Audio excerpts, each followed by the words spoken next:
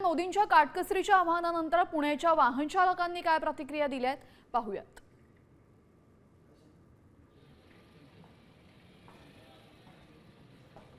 Charging socket तर पहिली गोष्ट जास्त प्रमाणात कुठं नाही आहेत की आपण बघतो की हायवेला वगैरे गेले की हॉटेलवर काही प्रमाणात कमी प्रमाणात आहेत। इलेक्ट्रिक गाड्या काढा म्हटल्यावर आम्ही काढायचे कुठून, पैसे आणायचे कुठून? हाय त्या गाडीचे हप्ते वेळच्या वेळेला जाईनात की मोदीचा टापा जातो, किती गाड्या घेऊन जातो। त्यानं गाडी कमी करा, त्यानं सगळं कमी करा। आणि परदेशी जायला पैसा कुठून येतो? आमचाच पैसा असतो ना। तो टापा कमी करा, सगळ्या गोष्टीमध्ये त्याने सगळं कमी करा स्वतः, आणि मग पब्लिकला सांगावं की हे काय करायचं। 100 पहिलं होता 85 रुपये होता, नंतर 95 झालं, आता पर वाढणार आहे। पण मग तिकडे मोदी म्हणतात इलेक्ट्रिक गाड्या घ्या म्हणून। नाही परवडत ना आपल्याला, धंदा तर व्हायला पाहिजे ना त्याचा। नाही, धंदा नाही होत।